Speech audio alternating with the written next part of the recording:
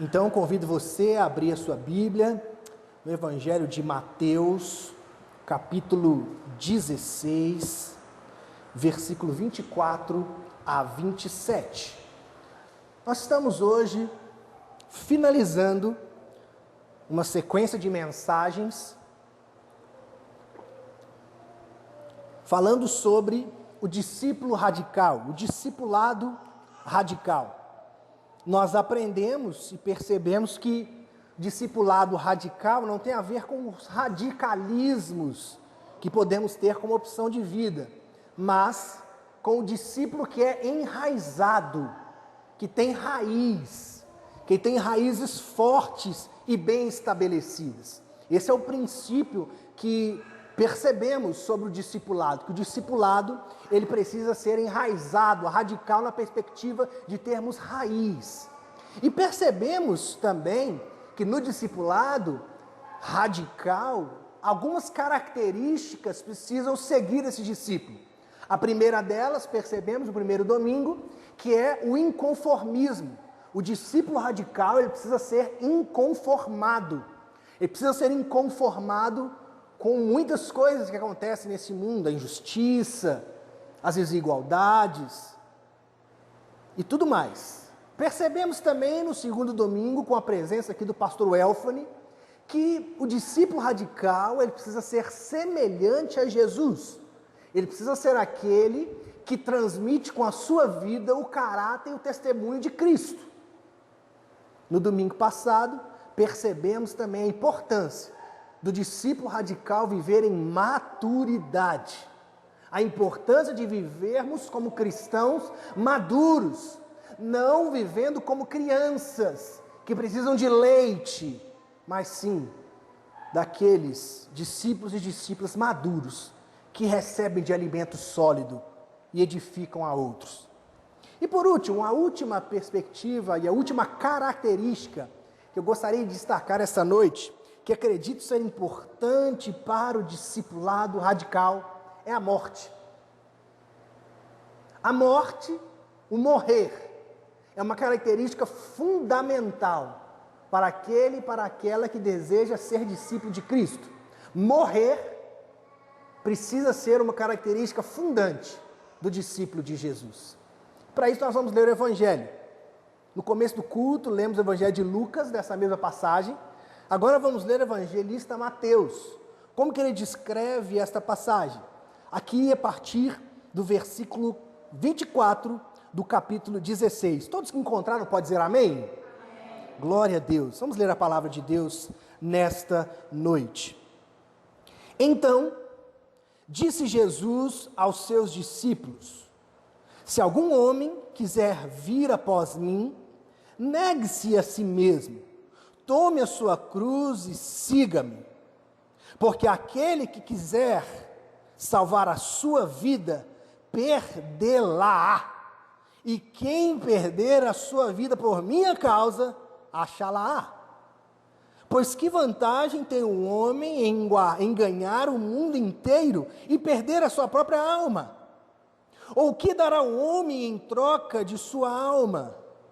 Porque o Filho do Homem virá na glória de seu Pai, com seus anjos, e então recompensará a cada um segundo as suas obras. Abaixa a sua cabeça, vamos orar, vamos falar com Deus, pedir que Ele nos abençoe e nos oriente nessa noite. Santo Deus, eterno Pai, nós te agradecemos pela Tua palavra, te agradecemos pela Tua voz, te agradecemos que a Tua palavra continue nos inspirando, Pai. Que nós possamos crescer como discípulos e discípulas radicais. Não nos deixe, Senhor, viver o Evangelho pelas metades. Não nos deixe, Senhor, viver o Evangelho vazio. Não nos deixe, Senhor, viver o Evangelho sem raiz. Mas que possamos, Senhor, viver de acordo com o Teu propósito, com a Tua verdade. Assim nós oramos e assim nós clamamos. Amém e amém. E amém. Aqui nesse texto, nós temos um acontecimento curioso. Aqui nós percebemos um diálogo de Jesus com Pedro curioso, muito curioso. Alguns versículos antes dessa passagem que eu li, nós temos aquela famosa passagem em que Jesus chega para os seus discípulos, fala assim: o que os homens dizem que eu sou? O que as pessoas acham que eu sou? E aí os discípulos falam: Jesus, uns acham que o Senhor é Elias, outros Jeremias, ou um dos profetas. E eles falaram o que o povo falava de Jesus. Qual era a reputação de Jesus? E aí Jesus volta com uma outra pergunta: tudo bem, mas e vocês? Quem vocês dizem que eu sou? Para vocês. E aí, de repente, Pedro, um cara mais fleumático, com um temperamento aquecido, fala: tu és o Cristo, Filho do Deus vivo. E aí Jesus fica alegre, fica feliz com Pedro. Qual que é a resposta de Jesus para Pedro? Ele diz: feliz é você, Pedro, porque não foi carne nem sangue que te revelou isso, mas foi meu Pai. O meu Pai te revelou isso, que eu sou o Cristo, Filho do Deus vivo. E sobre esta pedra, que pedra? Sobre a revelação de que Jesus é o Cristo, o Filho do Deus vivo, eu estabelecerei a minha igreja. Jesus tem um diálogo maravilhoso com Pedro, porque Pedro compreendeu o que Jesus era. E Jesus continua. Ele começa a falar depois sobre a sua morte. Ele começa a falar sobre a importância dele morrer, sobre a importância dele ser entregue e sofrer muitas coisas. Versículo 21. E ser entregue aos sacerdotes, escribas, e ser morto e ressuscitar ao terceiro dia. Depois de que Pedro percebe que Jesus é o Cristo, Filho de Deus vivo, e Jesus diz que é sobre essa pedra, sobre a revelação de que Jesus é o Cristo, ou seja, de que Jesus, o homem lá de Nazaré, é o ungido de Deus. Ele fala: então, para isso, eu vou ter que morrer, vou ser entregue na mão dos escribas e dos fariseus, e vou ressuscitar ao terceiro dia. E aí, qual que é a fala de Pedro? Acompanhe aí na versículo 22. E Pedro, tomando, começou a repreendê-lo, dizendo: longe de ti, Senhor, isso não será para ti. Pedro agora inverte a situação e começa a repreender Jesus. Não, Jesus, espera aí, o Senhor é o Cristo, o Filho do Deus vivo. Esse negócio de morrer não é para você, não. Esse negócio de morrer, não, longe de você. Quase se Pedro fosse evangélico, ele falasse assim: está repreendido, Jesus. Isso não. Mas Jesus, que anteriormente elogia a percepção de Pedro, agora tem uma palavra diferente. Qual que é a palavra qual que é o apelido que Jesus dá para Pedro depois dessa fala dele? Qual que é? Como é que está na sua Bíblia aí? Sai da minha frente, Satanás. Depois desta fala de Pedro, repreendendo Jesus, dizendo que a morte não era algo para ele, Jesus tem que virar para Pedro e falar assim: arreda, Satanás, sai da minha frente. Porque você não pensa nas coisas de Deus, mas nas coisas dos homens. Percebe aqui que Jesus não tem tempo ruim para ele, né? Acabou de sair de um momento agradável e feliz, uma revelação maravilhosa, mas quando tem algo errado, Jesus repreende e corrige. Porque aqui estava um elemento central do discipulado de Jesus.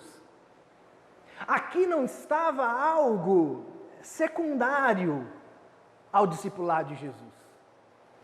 Se fosse algo simples, algo genérico, não acredito que a fala de Jesus seria tão enérgica quanto foi.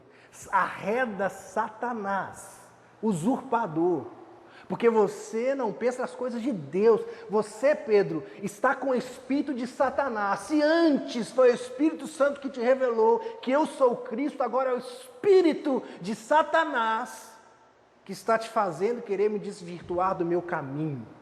você não pensa nas coisas de Deus, mas pensa nas coisas dos homens. E aí chegamos ao texto que nós lemos.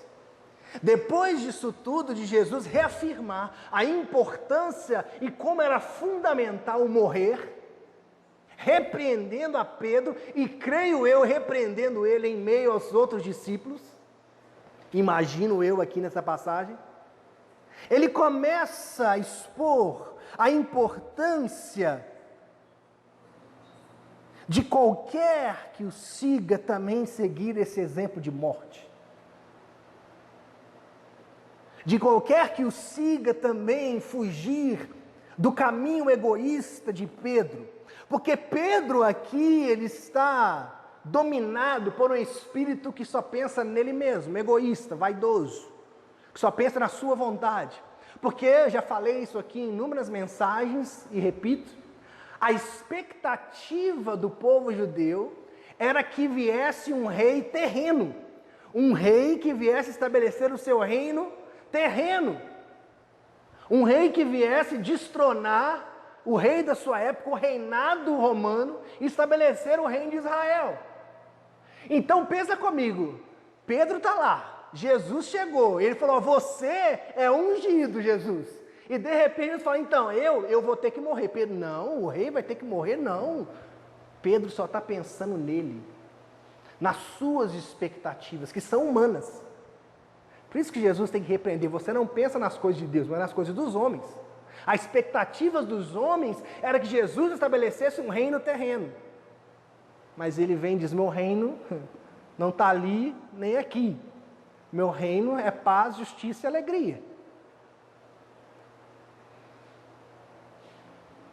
E aqui nós precisamos perceber, meus irmãos, como que nós somos parecidos com Pedro. Como que eu e você somos parecidos com Pedro? Porque entendemos muita coisa de Jesus, compreendemos muitas coisas de Jesus, seguimos a Jesus, mas quando entramos na radicalidade do discipulado, na radicalidade do evangelho que exige de nós perder, morrer, sacrificar, a gente fica como Pedro, não, peraí, Jesus. A gente é tomado pelo nosso egoísmo, pela nossa vaidade, de não querer perder, de não querer abrir mão, de não querer deixar Cristo reinar plenamente, de não querer se diminuir. Aqui Jesus está expondo para nós algumas características fundamentais, para mim, para você, para nós como igreja, que queremos seguir no discipulado radical. Além de sermos inconformados, além de sermos semelhantes a Jesus, além de vivermos em maturidade, a morte, o morrer, precisa ser uma característica do discípulo de Jesus. Porque é nessa confusão, nesse paradoxo de que a morte traz vida, essa é a coisa mais complexa do Evangelho, né? A morte traz vida. Você perdendo, você acha. Não faz sentido, não é? Pensa comigo. Não faz sentido, humanamente falando. Mas espiritualmente falando, nós estamos numa lógica diferente. A lógica do discipulado, para que tenhamos vida com Deus, é preciso morrer. Para que possamos achar a vida que Cristo tem para nós precisamos perder. E aí muitas vezes nós estamos perdidos na caminhada com Deus, no Evangelho, porque nós estamos achando demais. Nós estamos morrendo de menos. Nós estamos vivendo e manifestando a nossa vontade, o nosso desejo. E precisamos despertar. Precisamos despertar para o que o Evangelho de Jesus Cristo expõe para nós, de que a morte precisa ser uma característica do discipulado cristão. Precisamos estar dispostos a perder. E essa é a primeira característica, penso eu. Segundo aqui o Evangelho de Mateus, no capítulo 16. Eu quero destacar 3 características importantes para nós aqui nesta noite. Convido você a voltar aí na sua Bíblia, capítulo 16, versículo 24. Precisamos seguir esse exemplo. Se algum homem ou mulher quiser vir após mim, negue-se a si mesmo. O que significa isso para você, hein? Você já leu isso trilhões de vezes na sua vida cristã, eu tenho certeza. Mas como que você manifesta isso na sua vida? Como que nós vivemos na prática o negar a si mesmo, se diminuir? Como? Esse é um princípio fundamental no caminho da morte. O negar, o se diminuir. Enquanto o mundo nos chama a nos vangloriarmos, enquanto muitas vezes até as músicas evangélicas nos chamam a subir no palco, Jesus fala o contrário. É preciso negar-se. Negue-se a si mesmo. Negar as suas vaidades, aos seus gostos, aos seus desejos. Quão radical nós somos com esse negar a si mesmo? Ou será que na caminhada cristã nós temos levados de forma leviana? Ou será que o negar a si mesmo tem sido algo leviano? O Jesus coloca o negar a si mesmo como uma condição daquele que o segue. Se você quiser seguir a mim, negue-se a si mesmo. É preciso renúncia. O que você tem renunciado pelo Evangelho? O que você tem renunciado para seguir o caminho do discipulado de Jesus? O Evangelho e a vida cristã, o discipulado que não exige de nós renúncia, é um discipulado frouxo. É um discipulado sem princípio. É um discipulado sem o princípio da palavra de Deus. O que nós temos renunciado?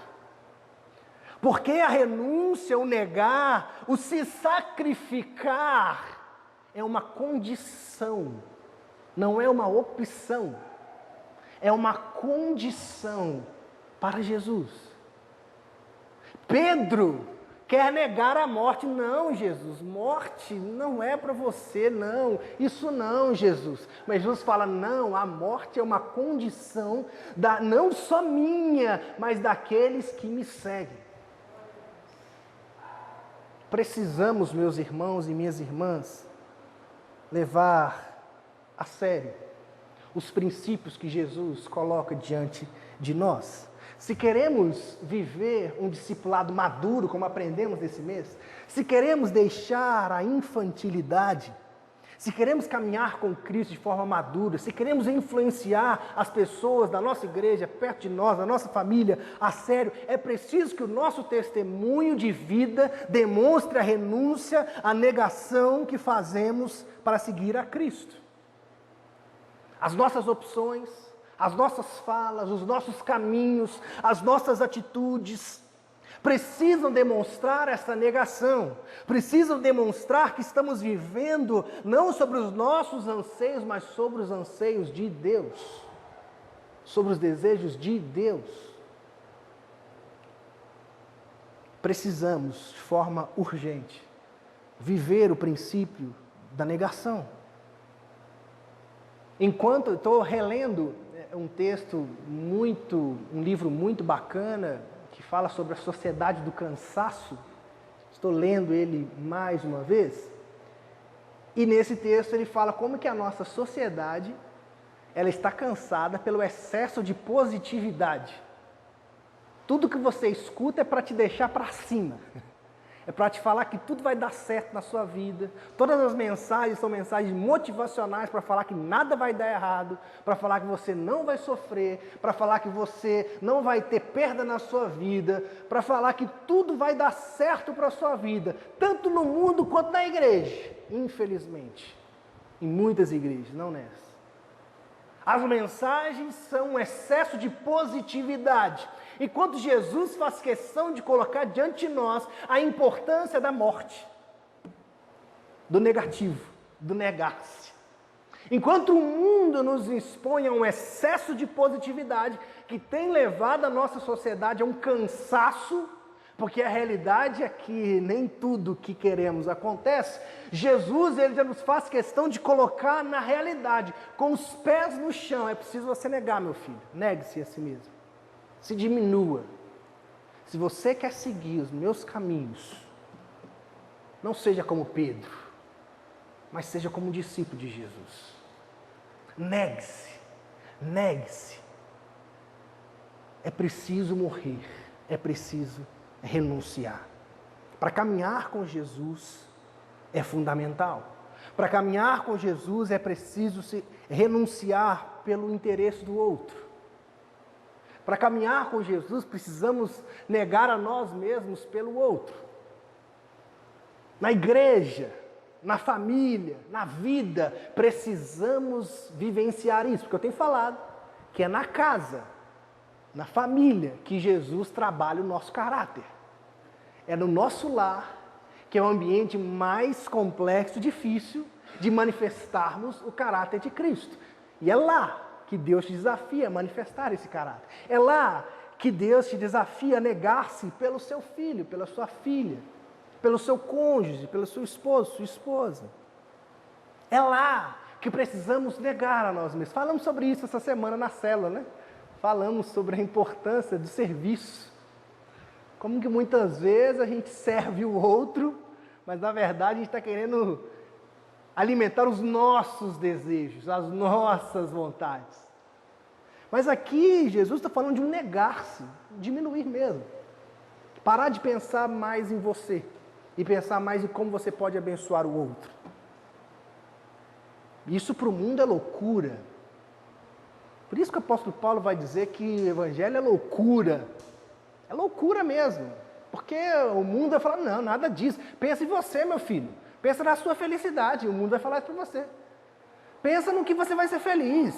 Resolva a sua vida. Quem não quiser, que fique para trás. E se precisar, passa até por cima. Essa é a lógica do mundo. Mas Jesus é diferente. Se queremos ser discípulos de Jesus, se queremos viver na perspectiva de Jesus, a renúncia, o negar, é uma característica fundamental. Primeiro, eu já estou falando de morrer aqui, mas primeiro Jesus só fala de negar-se, né? Primeiro aqui no versículo onde nós estamos lendo, versículo 24, primeiro Jesus só fala sobre negar a si mesmo. Primeira característica é o negar. Precisamos negar a nós mesmos. Precisamos dessa perspectiva da renúncia. Mas Jesus vai mais além, versículo 25. Porque aquele que quiser salvar a sua vida, perdê-la-á. E quem perder a sua vida por minha causa, achá-la-á. Além da renúncia, nós precisamos morrer. Precisamos nos sacrificar por algo maior que nós mesmos. Porque todo dia, vocês que são trabalhadores, trabalhadoras, a gente sai de casa, vamos lá para mais uma luta. Vou me sacrificar pelo pão de casa, pelo leite da mesa, vou correr atrás, vou me sacrificar pelas minhas coisas. Isso é importante, isso é muito bom. Todo dia você sai de casa para se sacrificar, para que você tenha o seu sustento, para que você conquiste as suas coisas, e tudo bem. Mas o quanto da sua vida você tem se sacrificado e você tem morrido, perdido a sua vida por Cristo?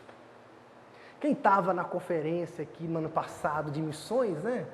Ouviu o testemunho dos nossos irmãos do Egito, Maria e João, e como eles tinham uma noção clara e transparente da importância do morrer para Cristo. Aquele dia eu fiquei envergonhado, irmãos, porque a realidade é que e pela nossa condição de falta de sofrimento, de perseguição pelo Evangelho, a gente não tem a real clareza do que é morrer para Cristo. Mas naquele dia, assim, eu aprendi um pouquinho mais com o testemunho daqueles irmãos. Aquele dia, Deus falou de forma sobrenatural através do testemunho daqueles irmãos que sofreram na pele, que quase literalmente morreram em relação à perseguição da sua fé. E o resumo da mensagem desse casal que esteve aqui na igreja foi de que o desejo deles era voltar para a terra onde eles estavam perseguidos. Porque o sentido da vida deles estava em morrer para Cristo, em viver o Evangelho, independente das circunstâncias. Aquilo é uma revelação realmente particular que Deus deu para nós naquela noite. Porque a nossa condição saudável e protegida de liberdade religiosa, que isso é muito bom e importante, nos dá uma certa tranquilidade e também nos deixa tranquilos demais em relação a viver o Evangelho. Porque a gente não sente na pele as pressões, as lutas do morrer para Cristo. Porque a morte, em relação à nossa vivência do Evangelho, passa longe. Né? Mas como iremos viver esse princípio do morrer? Porque Jesus está dizendo para mim e para você, aquele que quiser salvar a sua vida, se você quiser a salvação, é preciso você perder a sua vida. Aqui Jesus está falando sobre salvação, porque salvação tem tudo a ver com morte. Tanto a morte, o sacrifício de Jesus Cristo por mim e por você, mas a sua morte de perceber que você não tem capacidade para se salvar. O que está o X da questão? Aqui, quando percebemos que precisamos perder, é perder o controle. É perder o controle de que achamos que com as nossas atitudes, com os nossos caminhos, podemos nos salvar. E é criar uma total dependência de que a salvação não depende do que eu faço, não depende da minha atitude, mas depende do que Deus já fez por nós, pela graça de Deus.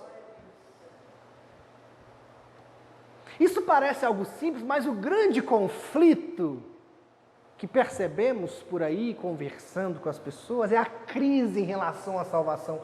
Pastor, eu não tenho certeza da minha salvação. Eu não tenho certeza que eu vou ser salvo, porque eu faço tanta coisa errada. Eu não consertei isso aqui na minha vida, pastor. E como é que eu vou ser salvo?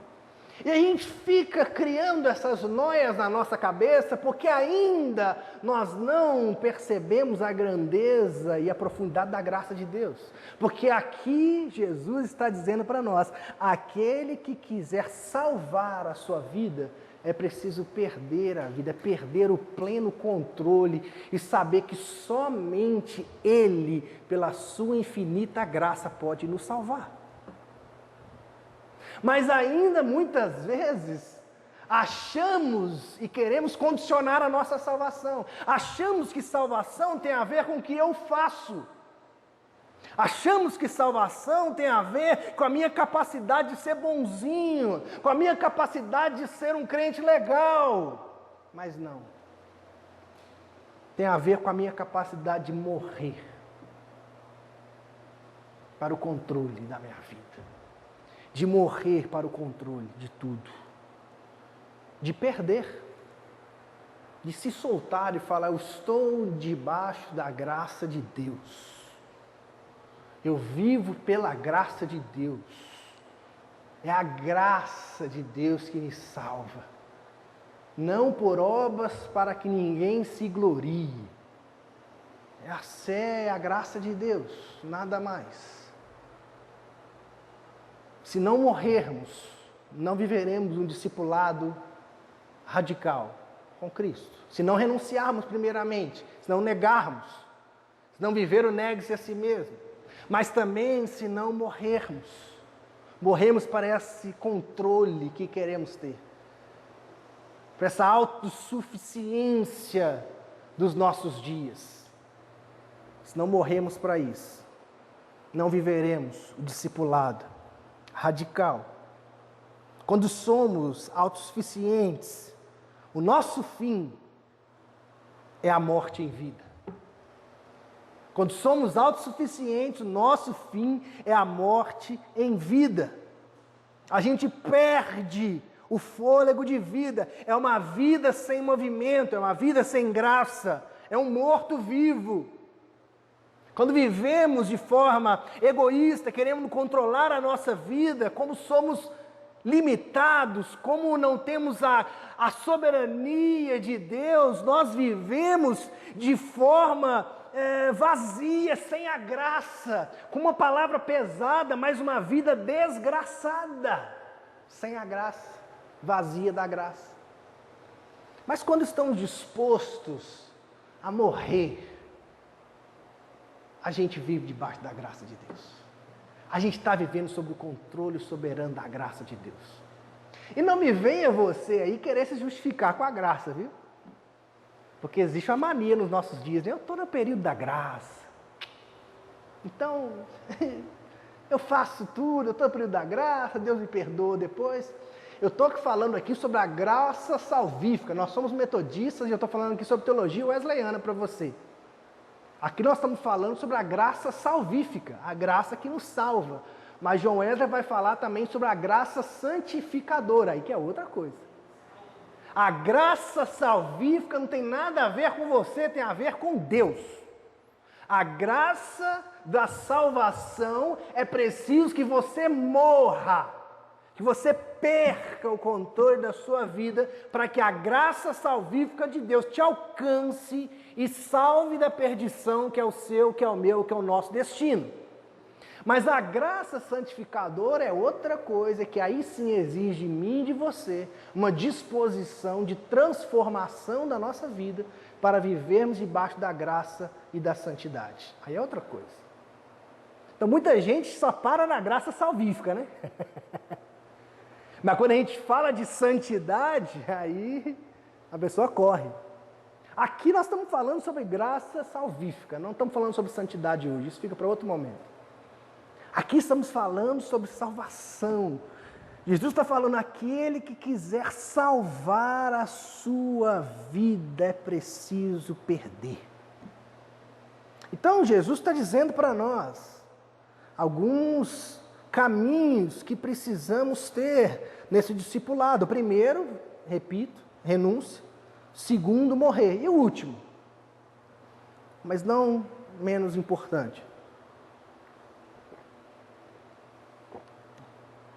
Jesus vai dizer, aqui no texto que estamos acompanhando, versículo 26, pois que vantagem tem o homem em ganhar o mundo inteiro e perder a sua própria alma?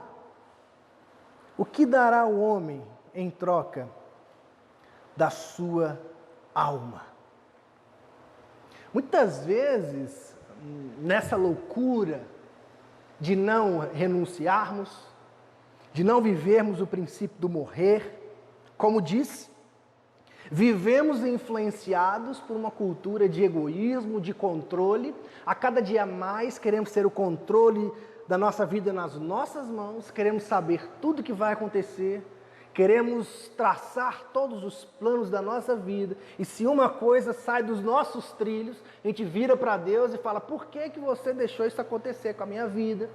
E a gente começa a brigar com Deus, colocar Deus contra a parede, porque Deus, na verdade, nesse princípio, é apenas um meio para conquistar o que eu quero, é apenas um meio para chegar onde eu desejo. E aí quando vivemos assim, nós somos vivendo nesse princípio egoísta e vamos o quê? Correndo atrás de ganhar o mundo. Correndo atrás de ganhar tudo que queremos, de conquistar o que queremos. E todo dia assim, a gente acorda para ganhar o mundo. A gente acorda para ganhar o que o mundo tem a nos oferecer. Mas Jesus está nos fazendo um alerta. De que adianta viver dessa forma? De que adianta me fazer como um instrumento dos seus desejos? como apenas um meio para você conquistar o que você quer, se nesse caminho, se nesse projeto seu de vida, onde eu sou um adendo, você está perdendo a sua alma. De que adianta o homem ganhar tudo? De que adianta você até chegar aonde o seu coração planejou e trilhou, se nesse processo você perdeu a alma? E pensa comigo aqui. Aqui, quando os escritores do Evangelho foram falar sobre alma, eles não estão falando sobre alma penada, sobre o Gasparzinho, né? Sobre algo que vai viver além daqui, sobre algo longe. Porque isso é uma coisa que a gente criou no nosso mundo. Mas no mundo bíblico, mundo hebreu, a noção do homem é diferente. A ideia de alma, pega aqui comigo, a ideia de alma não tem a ver com a vida pós-morte. Porque para o povo bíblico, alma tem a ver com a vida. Porque a palavra alma no hebraico é a palavra nefesh, que significa garganta. Então quando você corta a nefesh, corta a alma, você corta a garganta, você corta a vida, você perde o ar de respirar.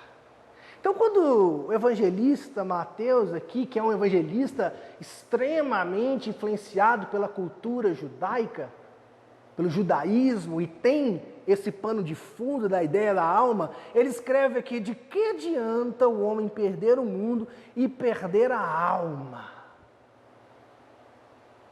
E perder a nefesh, e perder a vida. Aqui, Jesus não está falando apenas da salvação eterna, ele já falou sobre isso anteriormente. Agora está falando para a nossa vida aqui.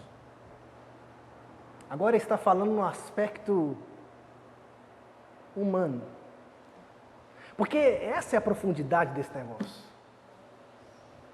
Quando vivemos correndo para ganhar o mundo e não perdemos a nossa vida e morremos para Cristo, a gente começa a perder a alma, a vida. A gente começa a perder a sensibilidade do olhar do outro. A gente começa a perder a capacidade de viver as coisas simples e belas da vida. A gente começa a perder a gratidão pelo ar que respiramos, pelo arroz e feijão que temos na mesa. A gente começa a perder a alma, a gente começa a perder a vida, a alegria da vida.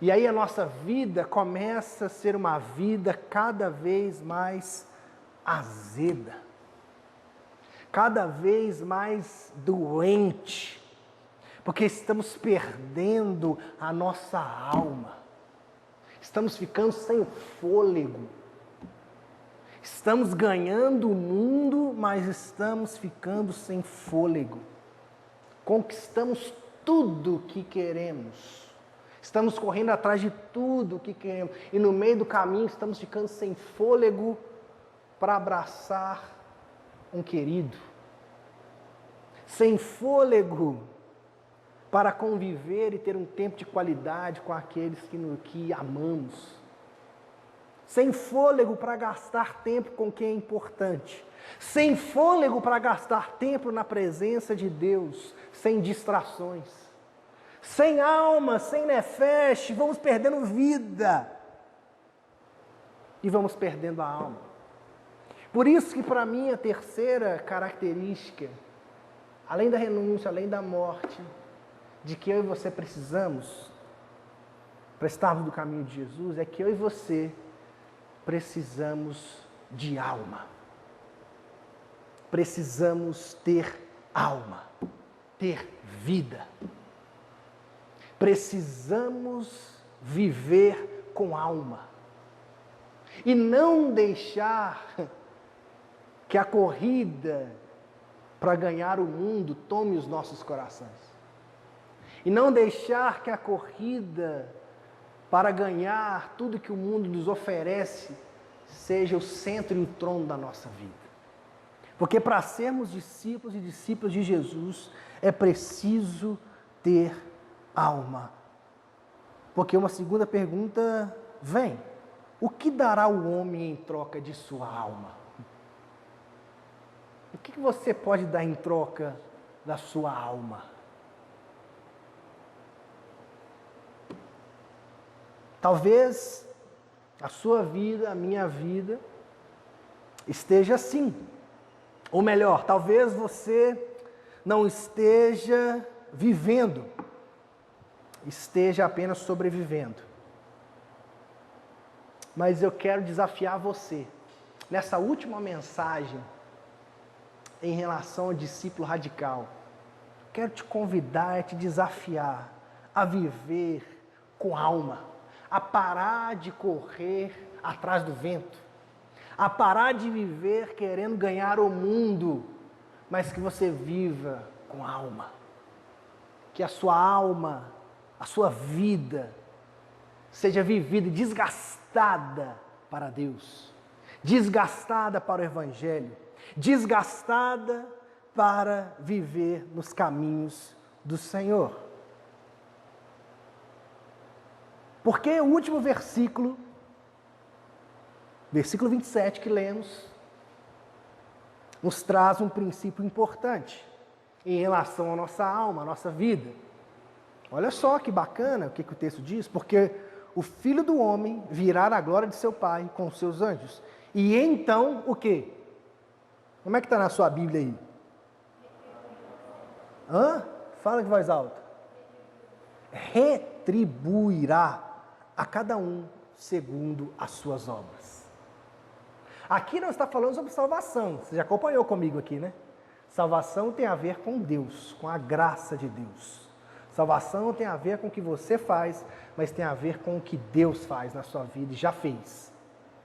Agora, a Bíblia está falando sobre um mistério aqui, uma recompensa, que eu confesso para você que eu não sei o que é. Que a gente não tem clareza o que é. Mas que tem tudo a ver com a forma a qual levamos a nossa vida. Tem tudo a ver com a forma que vivemos a nossa vida. Se vivemos a nossa vida cuidando, sem perder a nossa alma, sem perder a nossa vida, vivendo aqui neste mundo, só que se renunciando por Cristo, morrendo para Cristo, mas vivendo neste mundo sem perder a nossa alma, Jesus nos diz que Ele tem uma recompensa para nós. Não sei você, mas eu quero chegar no céu e receber das mãos do Senhor essas recompensas. E para isso, meu irmão, minha irmã, nós temos um desafio de viver segundo os caminhos do Senhor Jesus. Porque eu prefiro as recompensas da eternidade do que as recompensas dessa vida. As recompensas, os tesouros que temos aqui na terra, o Evangelho vai dizer que a traça come. Os tesouros que construímos aqui, as traças vão comer. Mas que nós possamos ajuntar tesouros na eternidade. Amém? Por isso, irmãos, que eu e você possamos nos esforçar para juntar todo o nosso tesouro, toda a nossa riqueza, toda a nossa glória na eternidade. Que a gente pare de buscar glória aqui e possamos viver para buscar a glória da eternidade. Porque aonde está o teu tesouro, diz o Evangelho, ali está o teu coração. Que o teu coração esteja nos tesouros da eternidade, nas recompensas que Jesus tem para você, e não nas recompensas que eu posso te dar, que o seu irmão pode te dar, nas glórias que você pode receber nessa vida, mas que eu e você possamos viver pelas glórias da eternidade. Que a sua vida seja uma vida vivida para manifestar a glória de Deus, para impulsionar a glória de Deus e para testificar que fora do caminho da cruz, do caminho da morte, não há vida. Que eu e você possamos ser mais como os discípulos de Jesus do que como os discípulos de Pedro. Possamos ser como os discípulos de Jesus e não como de Pedro. Pedro é o discípulo nesse contexto que lemos, que representa o egoísmo. Mas Jesus é aquele que representa, aquele que está disposto a se entregar, a doar a sua vida. Que neste ano, nós como igreja, possamos viver isso. Esse ano Deus está nos dando inúmeras oportunidades de renunciar do nosso tempo para ações missionárias, de renunciar da nossa vida para propósitos missionários. Deus tem aberto possibilidades de trabalho missionário perto de nós. Deus tem aberto portas para que eu e você possamos ser desafiados a viver na prática o princípio de se sacrificar pelo outro. Que neste ano nós como igreja possamos ser desafiados a isso.